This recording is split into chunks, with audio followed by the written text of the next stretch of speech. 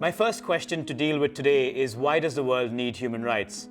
If you think back to the notion of how history developed itself and how humankind developed, you will find that there has always been this quest to somehow regulate and civilize and create mechanisms for order around us. So the original emphasis in law was to create a series of rules that would protect harmony, that would guarantee the safe possession of goods, and that would allow society to develop.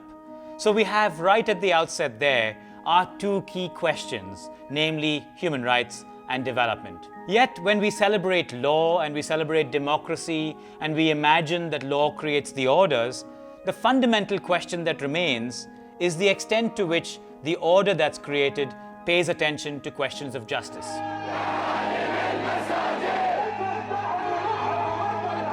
On the one hand, law is set up to regulate society, create the ground norms through which order is maintained. On the other hand, law has an overarching importance, an overarching ethos to promote justice. Can you have order, and can that order be just? That's the quest we're interested in.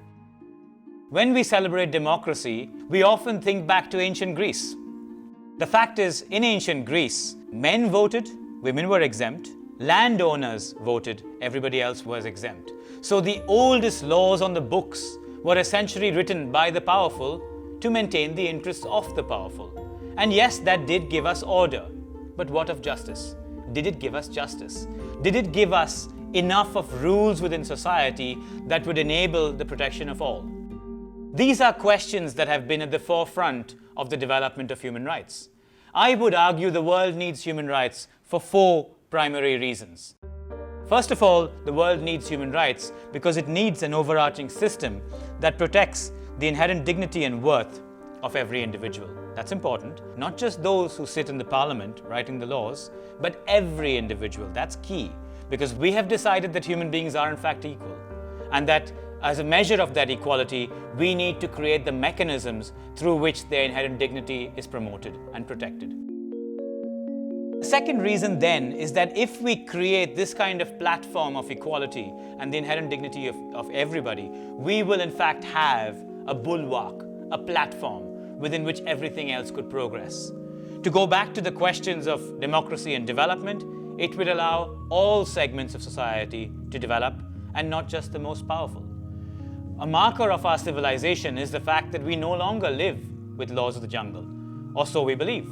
We no longer live where the most powerful and the most vehement will necessarily be the one who has all the rights. We argue that everybody should have rights, irrespective of whether they can express that in a manner that's suitable.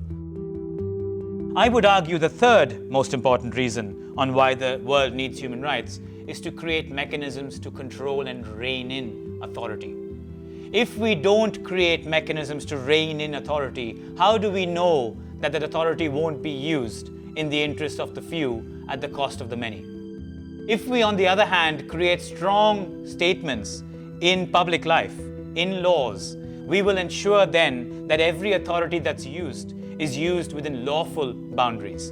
And in creating those lawful boundaries, we will ensure that that practice of governance will be fair. A crucial element if we're going to embark on a journey that seeks to protect the human rights and promote the sustainable development of every individual. And my fourth reason for why the world needs human rights is in fact much more pragmatic.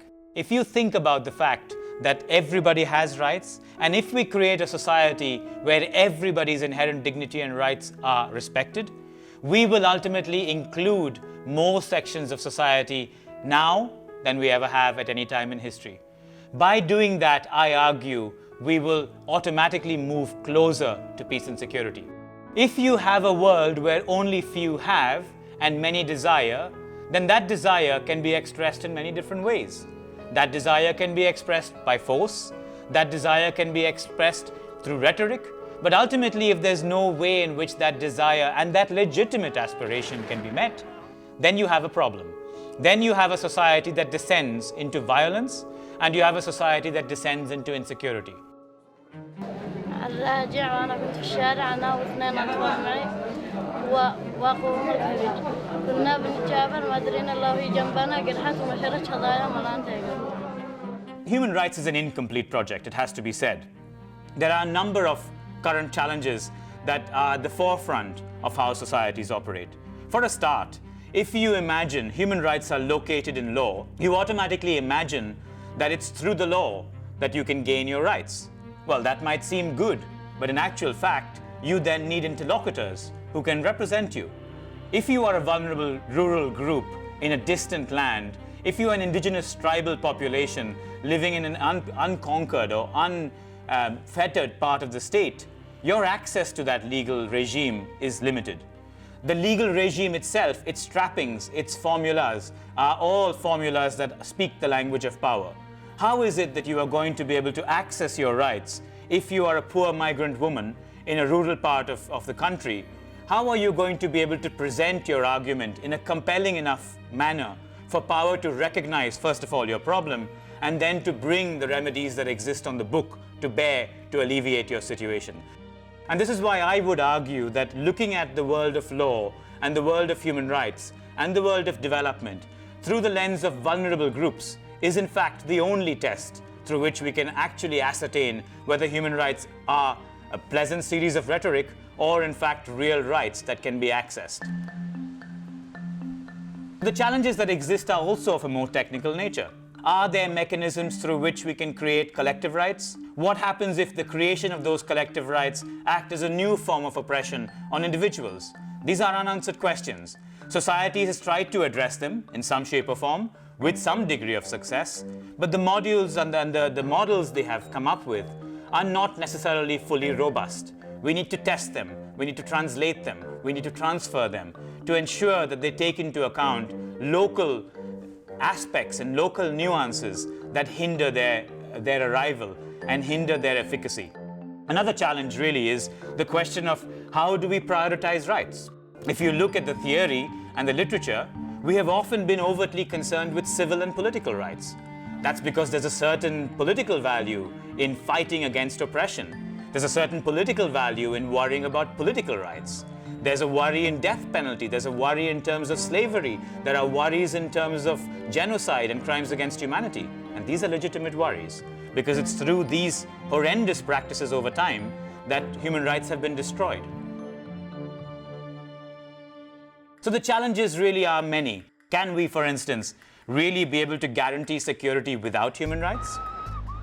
In the world after September 11th, 2001, what we have seen is a much greater emphasis on civil and political rights.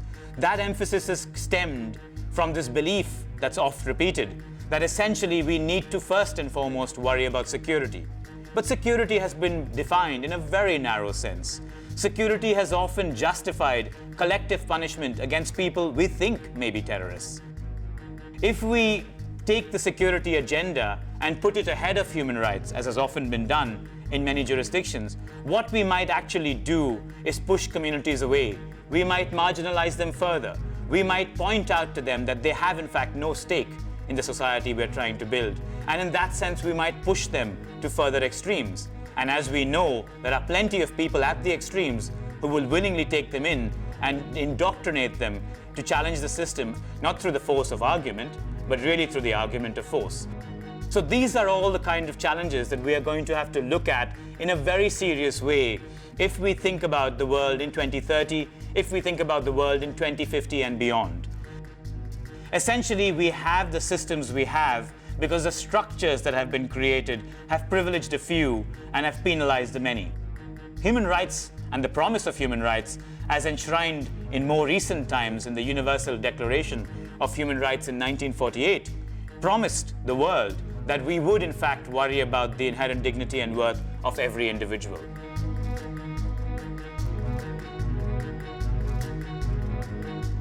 Here we are, much later, decades after the Universal Declaration of Human Rights. We can point to many successes. Human rights are mainstream. Human rights are in global constitution. There's an international human rights network that's been created. But the fundamental question remains, do we and are we sure that these regimes, these mechanisms, our legal systems have in fact created the bulwark to maintain the inherent dignity and worth of every individual? Thinking about human rights without sustainable development will not allow us to tackle the fact that poverty is a reality for a significant part of the world's population, and that if we don't tackle this equation of poverty and malnutrition and the fundamental basic social economic rights that go with it, the human rights we create will only be ephemeral and won't be of use to everybody.